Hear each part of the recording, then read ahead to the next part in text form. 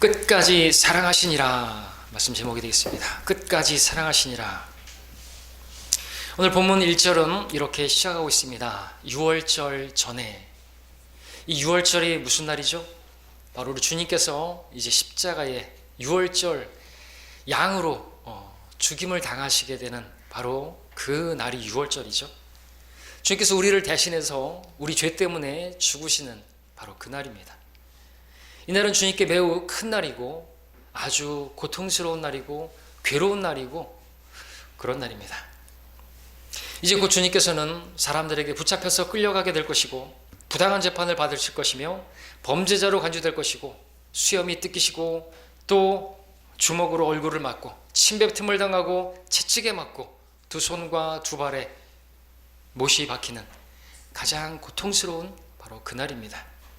저와 여러분의 죄 때문에 아버지 하나님께로부터 버림을 당하시고 그리고 사흘낮 사흘밤을 땅의 심장인 지옥의 그 고통을 그 혼의 속죄 제물로서 당해야 하는 바로 그런 날입니다.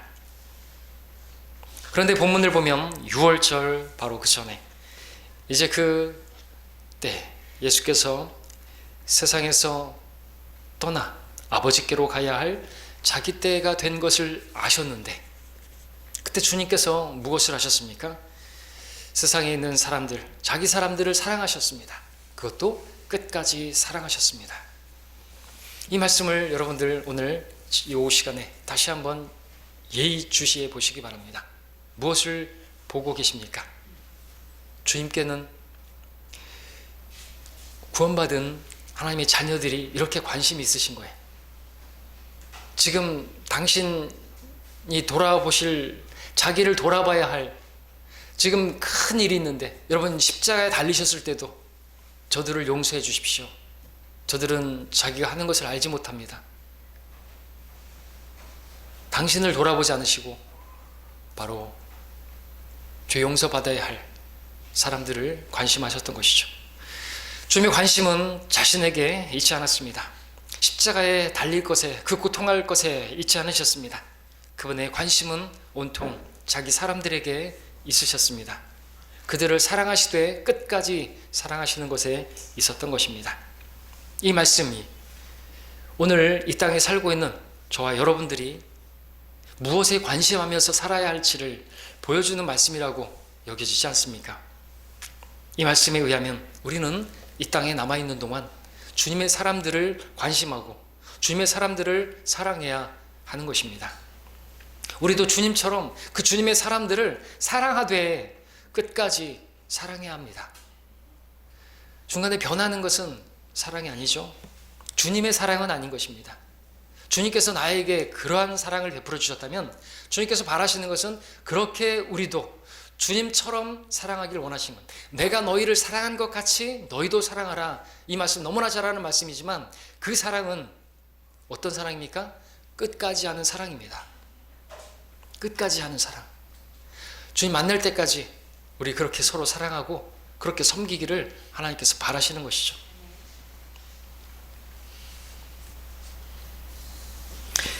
이것이 바로 주님을 따르는 사람들로서 우리가 이 땅에서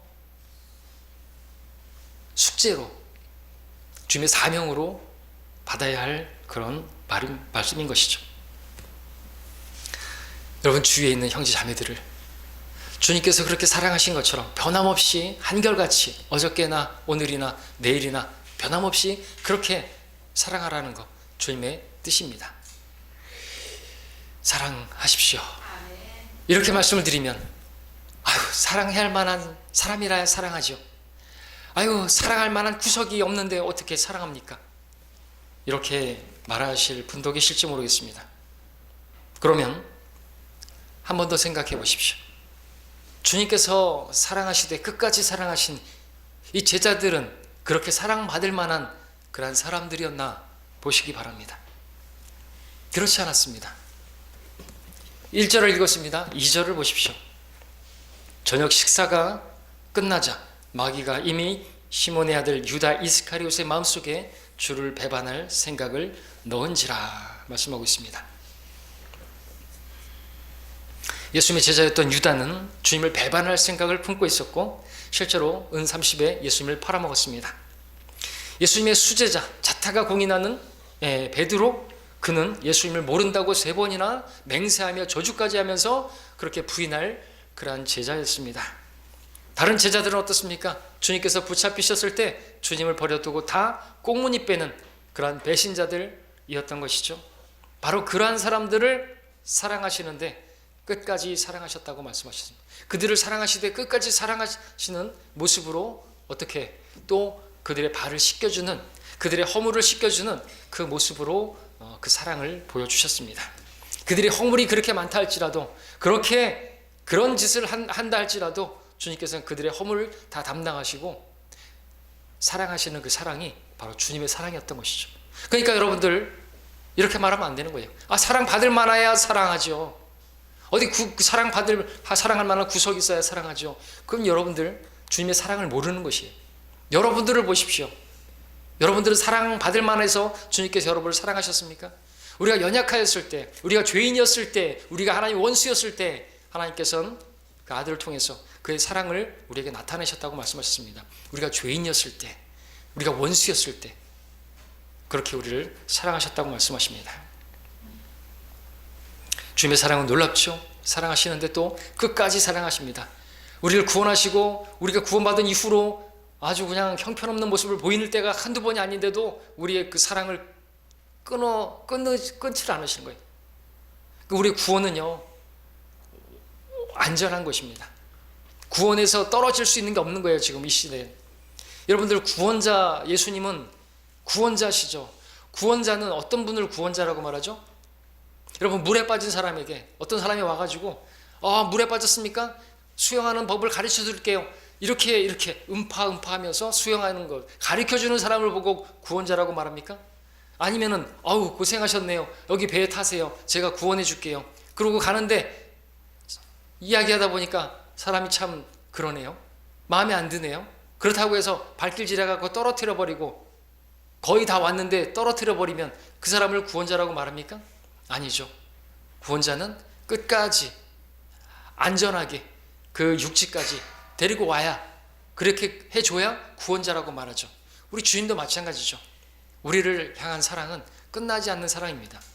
끝까지 사랑하시, 우리의 구원은 끝까지 가는 구원인 겁니다. 이 시대에 구원받은 성도들은 그런 것이죠. 그러나 이 시대가 끝나게 되면 어떤 사람들은 대환란 기간에 끝까지 견뎌야 하는 그래야 구원이 이루어지는 그런 사람들이 있지만, 우리는 진정 은혜 위에 은혜를 받은 사람들입니다. 구원을 받되 은혜로 받았고, 그 은혜로 받은 구원은 그 무엇으로도 취소가 안 되는, 한번 구원은 영원한 구원을 받은 우리들인 것입니다. 그 사랑을 무엇으로 우리가 표현할 수가 있겠습니까? 그들을 사랑하시되 끝까지 사랑하시니라. 여러분, 이 말씀에 위로를 얻으시고 또 여러분들 구원의 확신을 분명히 가지실 수 있기를 바랍니다. 주님의 사랑은 놀라운 사랑입니다. 그런데 여러분, 이 말씀이 단지 구원뿐만이 아니라 오늘 이 말씀을 하나님의 성령의 영감으로 기록하시고 우리에게 보게 하시고 우리에게 듣게 하시고 또 읽게 하시는 그 목적은 어디 있는 것이겠습니까? 우리도 그와 같이 주님처럼 사랑하기를 바라시기 때문인 것이죠. 우리 13장 이제 34절 35절을 보십시오. 이 말씀을 하시고자 이렇게 기록하고 있고, 이 1절은 13장 1절은 시작되고 있죠. 34절 35절입니다. 어린 자녀들아, 아직 잠시 동안은 내가 너희와 함께 있겠노라. 너희가 나를 찾을 것이나. 34절부터 읽겠습니다. 33절을 읽었죠. 내가 새 계명을 너희에게 주노니 이는 너희가 서로 사랑하라는 것이라. 내가 너희를 사랑한 것 같이 너희도 서로 사랑하라. 너희가 서로 사랑하면 이것으로 모든 사람이 너희가 나의 제자인 줄 알리라고 하시더라. 주님께서 우리에게 바라시는 것은 여러분 서로 사랑하라는 것입니다. 그리고 35절에서 이어서 말씀하시기를 너희가 서로 사랑하면 이것으로 모든 사람이 너희가 나의 제자인 줄 알게 될 거라고 말씀하셨습니다. 우리가 서로 사랑하면 다른 사람들이 우리가 주의 제자들인 것을 알게 될 거라고 말씀하셨습니다. 주님의 제자란 누굽니까? 주님을 따르는 사람들이죠. 주님께 배워서 주님을 주님이 어떠한 분이신지를 소개하고 주님을 드러내고 주님의 생명을 나타내는 바로 그 사람이 주님의 제자들인 것이죠. 주님께서는 이것으로 모든 사람이 너희가 나의 제자인 줄 알게 되리라 하셨는데, 우리가 주님의 제자임을 알게 하는 것은 다른 데 있지 않고 사랑에 있다 말씀하십니다. 다른 사람들이, 저 불신자들이 여러분들을 보고 참으로 주님을 따르는 사람들이구나 라고 말할 수 있으려면 우리에게서 사랑이 있어야 된다는 것이죠. 믿지 않는 사람들, 교회에서 중요하게 생각하는 것이 무엇일까? 뭐라고 생각합니까? 교회 가면은 믿음, 소망, 사랑, 이 세 가지를 되게 중요하게 여기는 것 같은데, 그렇게 알고 있죠? 믿지 않는 사람들도 알잖아요. 믿음, 소망, 사랑. 교회에서 주장하고 교회에서 그렇게 가르치는 거. 자, 그럼 우리 한번 믿음을 한번 생각해 보시기 바랍니다. 믿음. 우리는 주님을 믿는 사람들이죠. 우리는 주님의 말씀을 믿는 사람들입니다. 우리는 믿는 사람들입니다. 우리에게는 믿음이 있습니다. 그런데 저 사람들에게는 우리 믿음이 없어요.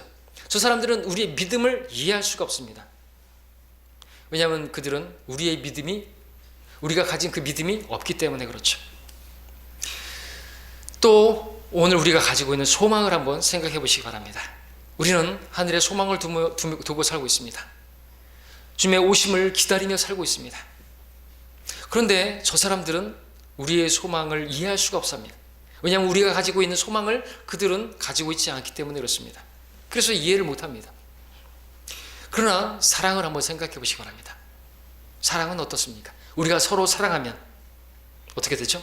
우리가 서로 사랑하면 모든 사람이 우리가 주님의 제자인 것을 알게 된대요. 그러니까 사랑은 저 사람들이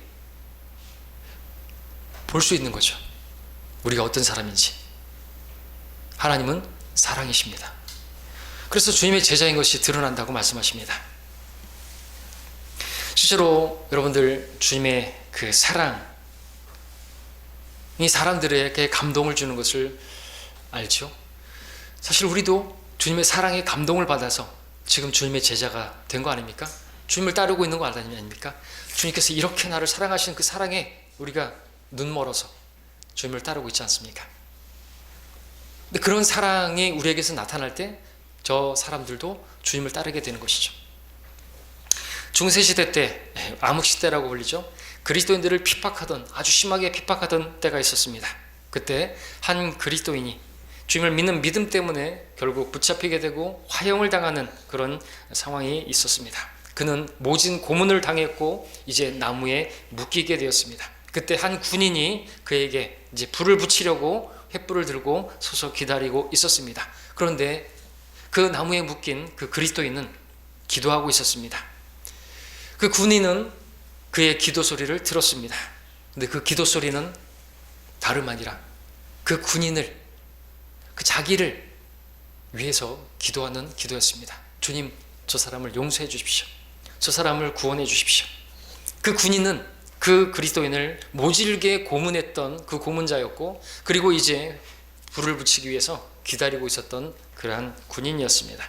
그런데 그가 그런 자신을 위해서 기도하는 그 기도를 드리고 있었을 때 그 군인은 감동을 받았고 무릎을 꿇게 되었고 그가 그리스도인이 되었다는 그런 이야기가 있습니다. 자기를 향한 그의 사랑이 무릎을 꿇게 만든 것이죠. 그리고 주님을 믿게 되었다고 간증하게 되는 것입니다. 용서, 이것은 사랑이죠. 여러분, 사랑하면 용서해야죠. 주님께서 우리를 사랑하셨기 때문에 우리의 죄들을 용서하신 거 아닙니까?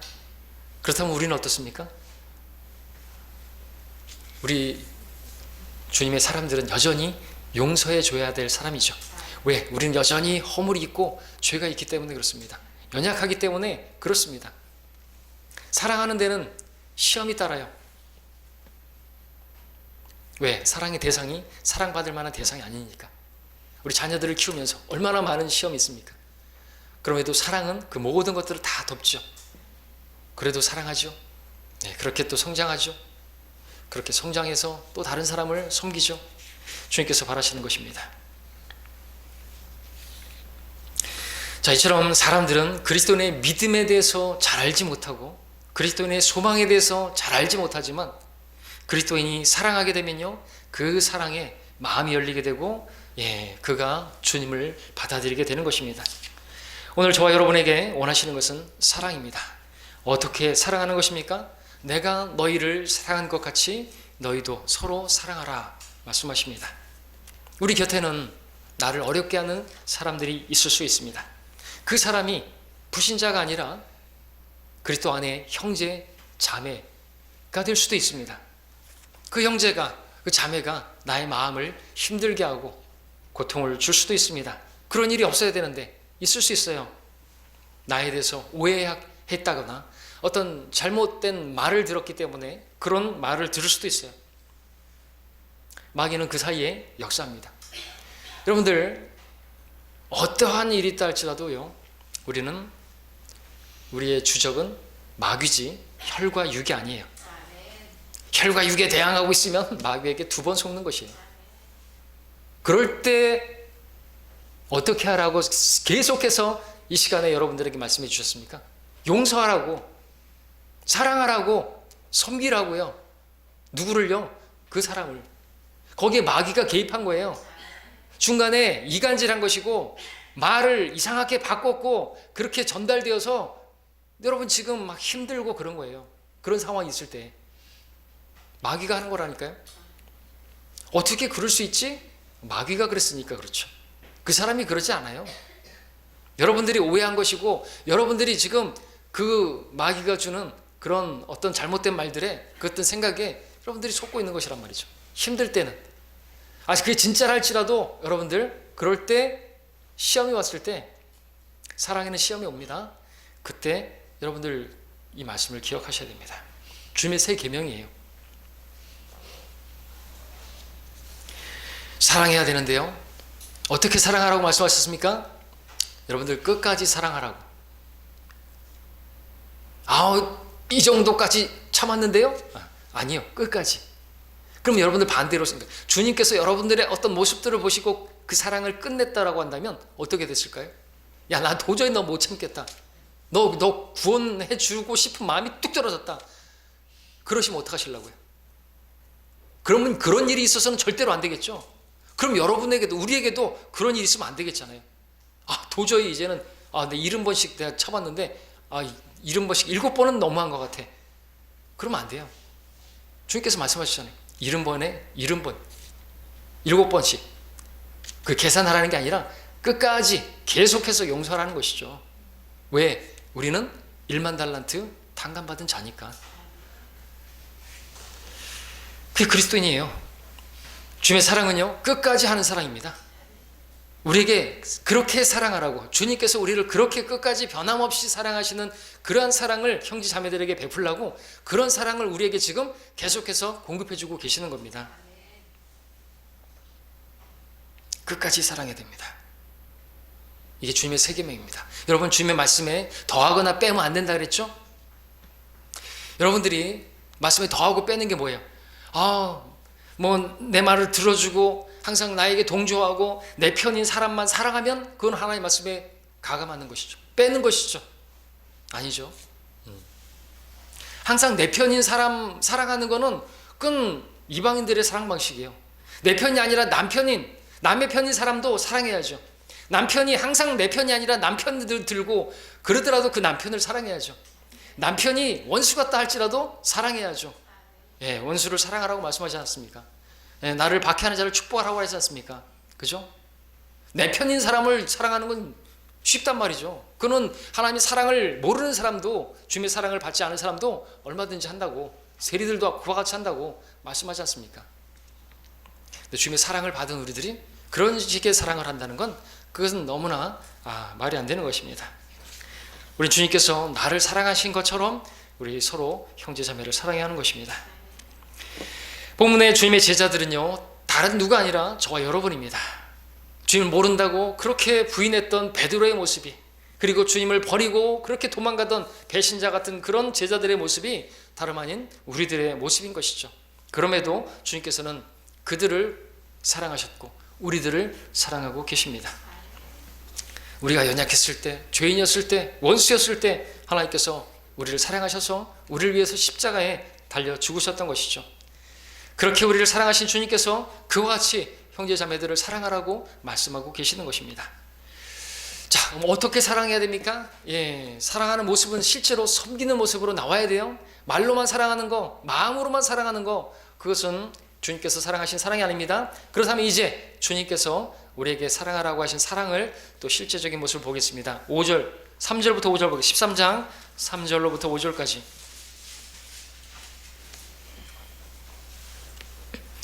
예수께서는 아버지께서 모든 것을 자기 손안에 주신 것과 모든 것들을 자기 손안에 주신 것과 자기가 하나님께로부터 왔다가 하나님께로 가는 것을 아시고 저녁 식탁에서 일어나시어 옷을 벗어 한쪽에 놓고 수건을 가지고 허리를 두르시더라. 대야에 물을 부으신 후 제자들의 발을 씻어주시며 또 허리에 두른 수건으로 닦아주시기 시작하고, 이렇게 기록하고 있습니다. 자, 주님께서 제자들을 사랑한 방식을 보게 되는 것입니다. 이 문맥 가운데 이제 사랑의 실제적인 모습을 보여주고 있는 것이죠. 그 사랑의 모습은 어떻게 나타났습니까? 다름 아니라 그냥 있는 그대로 낮아지는 모습으로 나왔습니다. 발은 우리 신체 중에서 가장 낮은 곳에 있습니다. 그 발을 만지기 위해서는 주님은 어떻게 하셔야만 했습니까? 낮아지셔야만 했습니다. 주님께서는 셋째 하늘에서 그 하늘의 영광 보좌를 버리시고 이 땅에 낮고 낮은 여기 오셔서 또 제자들의 그 발 아래까지 낮아지신 것이죠. 낮아져서 섬기는 모습으로 주님의 사랑은 나타났습니다. 주님의 사랑은 말로만이 아니라 혀로만이 아니라 행동과 진리로 나타난 사랑이었습니다.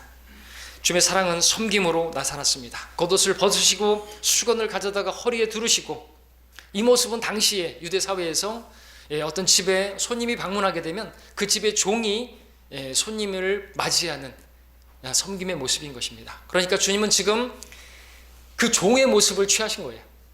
육신으로 오신 것 자체가 종의 모습을 취하신 것인데, 이 지금 제자들의 종이 되는 모습으로 지금 있는 것이죠. 제자들의 종이 되시려고 하시는 것입니다. 제자들의 발을 씻기기 위해서 손수 준비하셨고 그들의 발을 씻어주셨습니다. 발은 어떤 지체입니까? 발은 몸에서 가장 낮은 지체일 뿐만 아니라 가장 더러운 지체입니다. 주님께서는 제자들의 그러한 발을 씻어주셨습니다.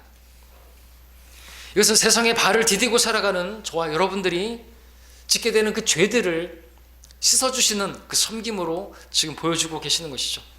우리가 세상을 살면서 죄에 물들 수 있고 육신으로 인해서 더럽혀질 수가 있는데, 주님께 우리가 나아가게 되면, 그것들을 주님께 맡기게 되면 제자들의 발을 씻겨주신 것처럼 우리의 죄들을 씻어주시는 그러한 주님의 모습인 것입니다.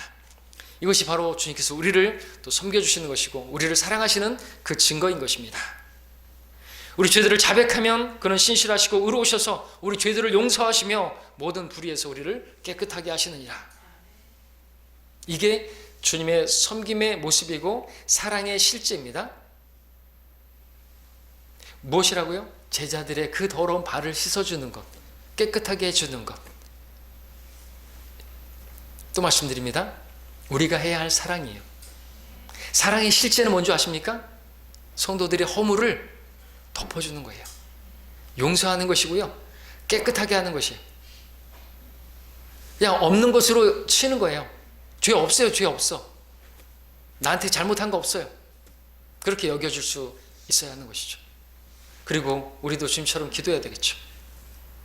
나의 발을 씻겨주신 것처럼 저 형제의 잘못도 용서해 주시라고. 알지 못해서 그러는 것이니까, 성장하면 바뀔 것이니까, 지금 뭔가 오해가 있는 것 같다고 눈을 열어주시라고. 여러분들 그렇게 기도하고 우리는 그냥 여전히 섬겨야 하는 것입니다. 사랑해야 하는 것이에요. 왜요?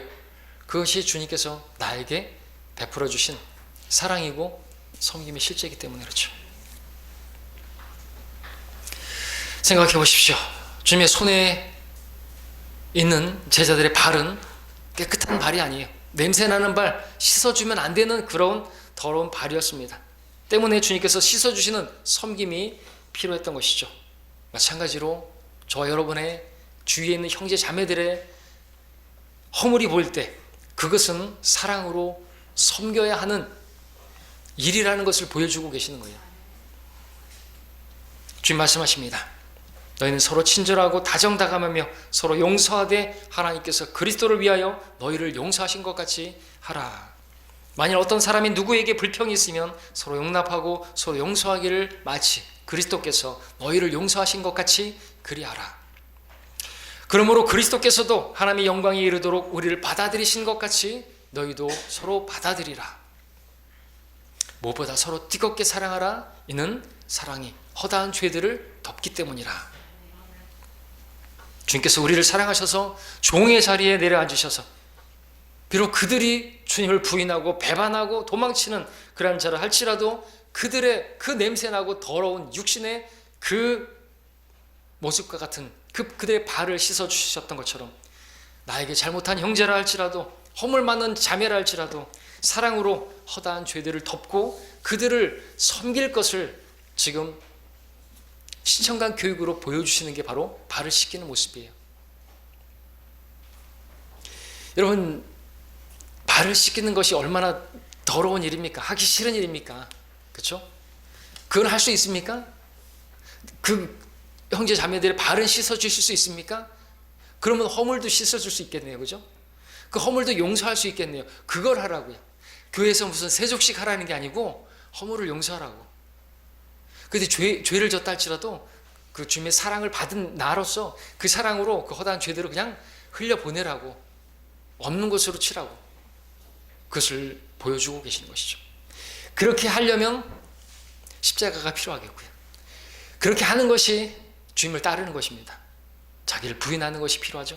그러지 않으면 주님을 따를 수가 없습니다. 조지 뮬러의 일기에 나오는 실화가 있습니다. 영국의 한 부유한 백작이 있었는데 그는 주님을 사랑하는 그러한 주님을 따르는 그리스도인이었습니다. 그는 신학생을 자기 집에 묵게 하고 싶어서 광고를 냈습니다. 한 신학생이 그 광고를 보고 집에 찾아왔습니다. 백작이었던 그 형제는 그 신학생을 극진히 그렇게 섬겼습니다. 친절하게 맞아주었고 편안하게 자기 집에서 머물게 해주었습니다. 그 신학생이 학교에 갔다 돌아오게 되면 신발도 가지런히 놔주고 그 학생이 필요한 것들은 다 공급해주고 또 음식을 먹을 때는 또 옆에서 그렇게 식사를 날라다주고 옆에서 시중을 들고 그렇게 했습니다. 그 신학생은 그러한 백작의 모습을 보면서 착각을 했습니다. 자신이 신학생이고 자기가 영적으로 대단하고 그 자신과는 그렇게 레벨이 다른 영적인 경건한 그러한 사람이라 그 백작이 나를 그렇게 섬겨주는 것이라고 착각을 했습니다. 그러한 교만한 마음 가운데 그 학생은 그 백작에게 무례하게 행동했고 그렇게 무례하게 대했습니다. 그런데 그럼에도 불구하고 백작 형제는 그를 그런 모습에 아랑곳하지 않고 섬겼습니다. 한참의 시간이 지난 뒤에 신학생은 백작의 그러한 모습이 이해할 수가 없었습니다. 자신이 그렇게 고의적으로 무례하게 대함에도 불구하고 변함없이 한결같이 그렇게 섬기는 모습을 보면서 이상하게 여기고는 참다 못해 물었습니다. 형제님은 내가 지금까지 그렇게 무례하게 행동했는데도 어떻게 나에게 그렇게 극진하게 대해주시는 겁니까? 그때 그 백작 형제는 뭐라고 말할게요? 나는 그저 주님을 따랐을 뿐이네. 여러분들 주님을 따르는 분들이십니까? 그렇다면 우리도 이 형제처럼 해야 되겠죠. 아무리 그가 나에게 무례하게 대한다 할지라도, 그가 아무리 나를 업신여긴다 할지라도 섬겨야 하는 것입니다. 그게 주님을 따르는 것이죠. 주님께서 우리를 사랑하셔서 종의 자리에 내려앉으시고 비록 그들이 배반하고 부인하고 도망치는 사람이라 할지라도 주님께서 그들의 발을 씻겨주셨던 것처럼 우리에게 잘못한 형제라 할지라도 허물 많은 자매라 할지라도 사랑으로 그 모든 허다한 허물과 죄들을 덮고 섬기게 되기를 주님께서 바라십니다. 그런 우리가 되기를 바라십니다. 자, 그런데 이 말하기는 참 쉬운데 실제로 하려다 보니까 정말 어려운 것이 사실이죠. 네. 그들을 섬겨야 하는데 막상 섬기려다 보니까 그들의 허물이 보입니다. 나에게 잘못한 것이 보입니다. 그것이 나에게 직접적으로 잘못한 것이면 더더욱 그렇습니다. 섬기기가 어렵습니다. 그 사람이 나의 마음을 아프게 한, 나에게 손해를 끼친 그 일이 생각나면 또다시 마음이 안 좋고 섬기고자 하려고 해도 주님께서 하라고 하셨기 때문에 하긴 하는데 하려고 하다 보니까 잘 안 됩니다. 그래서 멀리하게 되고 그런 모습을 우리가 보게 됩니다. 어찌해야 되겠습니까? 어떻게 해야 되겠죠? 주님의 생각을 품어야 한다. 너희 안에 이 생각을 품으라. 곧 그리스도 예수 안에도 있는 생각이라. 그는 하나님의 형체로 계심으로 하나님과 동등하게 되는 것을 탈취라 생각지 아니하셨으나 오히려 자신의 영예를 버리고 종의 형체를 입으시어 사람들의 모습을 취하셨느니라. 그래 사람들과 같은 모양으로 나타나셔서 자신을 낮추시고 죽음에까지 순종하셨으니 십자가의 죽음에까지라. 자, 우린 이 빌립보서 말씀에서 오늘 요한복음 13장에서 보여주신 주님의 모습을 보게 되는 것이죠. 만왕의 왕이시고 만주의 주이신 주님이신데 그분은 낮아지고 낮아지셨습니다. 제자들의 발을 만지기 위해서까지 실제로 허리를 굽히시고 무릎을 꿇으시고 그렇게 낮아지셨습니다. 가장 낮은 곳까지 그렇게 낮으셨습니다. 가장 높으신 존귀와 영광을 받으시기에 합당하신 그분이 그렇게 낮아질 수 있으셨다면 우리 같은 사람이 낮아지는 건 아주 쉬운 일이어야 하지 않겠습니까? 그러므로 우리가 주위의 형제 자매를 섬기려고 한다면 주님과 같은 주님의 그 생각의 겸손을 품어야 하는 것이죠. 그러면 낮아질 수가 있는 것입니다. 낮아지되 어디까지 낮아져야 된다고요? 십자가의 죽음에까지 낮아져야 한다고 말하고 있습니까? 다시 말해서 우리가 십자가에 못 박히지 않고서는 그렇게 섬길 수가 없다는 것이에요. 우리는 십자가에 못 박혀 있는 자들입니다. 마귀는 그 십자가에서 내려오라고 말하는 자입니다. 내가 내려오면 주님을 따를 수가 없어요. 주님은 우리에게 십자가를 지고 십자가에 매달린 채 그렇게 따라오라고 말하고 있습니다. 그러나 우리는 매달려 있지만 죽은 자가 아니고 우리는 여전히 살아 있습니다. 내가 사는 것이 아니라 그리스도께서 사는 삶이고 우리가 그렇게 희생 제물로 드려지는데 우리는 산 제물이 되는 것입니다. 여러분, 성경이 말씀하시는 사랑이 어떤 것입니까? 성경이 말씀하는 사랑, 고린도전서 13장에서 말씀하고 있는 그 사랑, 믿지 않는 자들도 그렇게 노래하는 그 사랑은 자기가 없는 사랑이에요. 완전히 자기가 부인되어야 하는 것이 성경이 말하는 사랑의 특징이고 그 사랑을 주님께서 우리에게 베푸신 것이죠. 사랑은 오래 참고 친절하며 사랑은 시기하지 아니하고 사랑은 자랑하지 아니하며 교만하지 아니하고 무례하게 행하지 아니하며 자신의 유익을 추구하지 아니하고 급히 성내지 아니하고 악을 생각하지 아니하고 불의를 기뻐하지 아니하고 진리를 기뻐하고 모든 것을 참고 모든 것을 믿고 모든 것을 바라고 모든 것을 견뎌내느니라. 이런 사랑 우리가 할 수 없는 것입니다. 믿지 않는 사람들도 그렇게 바라고 와 대단한 사랑이다 라고 하지 그림의 떡이죠. 이런 사랑 누가 할 수 있습니까? 누구나 할 수 있는 겁니까? 주님이나 할 수 있는 것이죠. 누구나 할 수 있는 게 아니라 주님이나 할 수 있는 것입니다. 그러므로 내가 아닌 주님이 하시도록 우리는 주님께 맡겨야 하는 것입니다. 그리고 나는 십자가에 못 박혀야 하는 것입니다. 그리스도께 속한 사람들은 그 육신을 욕정과 정욕과 함께 십자가에 못 박아느니라. 그리스도께 속한 사람으로 그리스도를 따르는 자가 되기 위해선 당연히 마땅히 십자가가 필요한 것입니다. 사랑은 자기가 없는 것이라고 했습니다. 십자가는 자기를 없게 만드는 것입니다. 우리 육신이 십자가에 죽었음을 우리는 바라봐야 합니다. 그럴 때 나는 사라지고 주님이 내 안에 사시게 됩니다.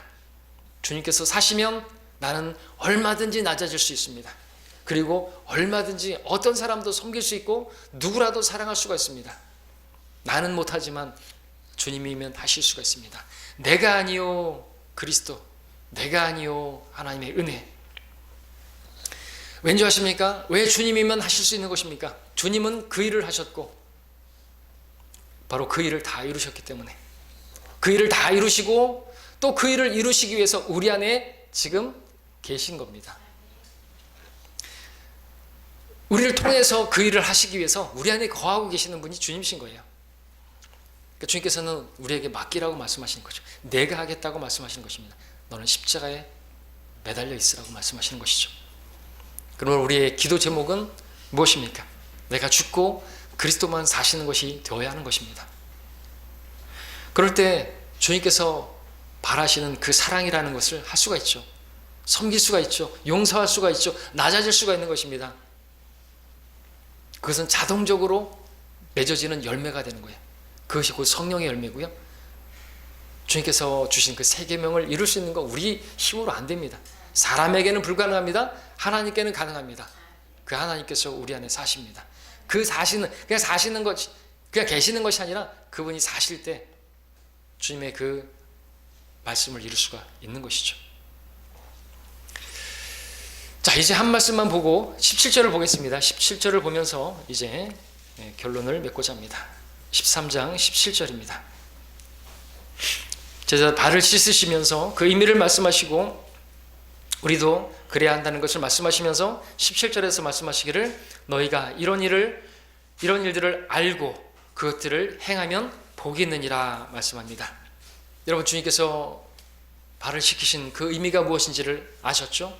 그것을 알고 이제 그것을 행하면 복이 있는 여러분이 된다 말씀하십니다. 복이 있느니라. 여러분 복 원하시죠? 이렇게 행하면 주님께서 주시는 복이 있습니다. 이렇게 행하면 주님께서 갚아주십니다. 보상해 주십니다. 뿐만 아니라 그리스도의 심판석에서 보상해 주실 뿐만 아니라 이 땅에서도 복된 것이에요.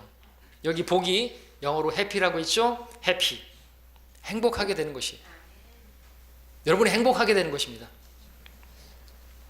여러분이 행복할 수 있는 비결이 어디 있습니까? 여러분이 형제를 정죄하고 미워하고 그렇게 하고 있으면 행복합니까? 그 자매의 허물을 용납하지 못하고 있고 여전히 그렇게 막 이를 갈고 있으면 행복합니까? 불행한 것이죠. 고통스러운 것이죠. 나만 괴로운 것이죠. 병생깁니다. 오전에 오셨던 부처님도 그런 마음 가운데 지금 아직도 있으세요. 병나시겠대요. 병나시겠대. 소송을 걸까? 막. 최근에 또 제가 아까도 오전에 말씀드렸지만 그런 분들을 최근에 또 만나서 저희 친척인데 너무나 힘드신 상황에 제가 계속해서 말씀드렸던 게 뭔지 아십니까? 용서하라고. 하나님께서 심판한 자시니까 하나님께 맡기라고. 그러다가 병난다고, 병나신다고 내려놓으시라고, 하나님께 맡기시라고. 여러분들 마찬가지입니다. 여러분들 스스로가 불행하게 만드는 거예요. 여러분 스스로를 그냥 여러분들을 지옥으로 집어넣는 것이죠. 자, 주님께서는 우리가 그를 용서하고 그를 사랑하고 그를 섬길 때 복이 있다 말씀하시고 영원한 해피고 여러분 행복하다고 말씀하시는 것입니다. 주님께서는 여러분들이 행복하기를 원하세요. 여러분 병 걸리는 거 원치 않으세요? 여러분 우울증에 걸리는 거 원치 않으세요?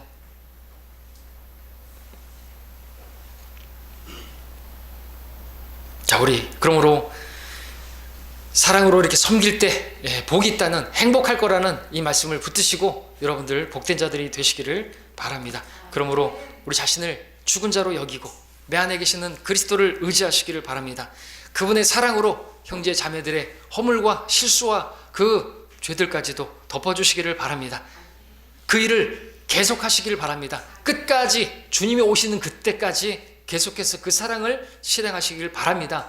주님께서 여러분에게 그와 같은 사랑을 베풀어 주셨고 베풀고 계시니 말입니다. 그러면 여러분들 행복하게 될 것이고 주님 만났을 때 잘하였다 착한 신실한 종아 말씀하시면서 여러분에게 보상해 주실 것이고 여러분에게 큰 복을 또 허락해 주실 것입니다. 그렇게 주님을 따르는 우리 모두가 되시기를 간절히 바랍니다.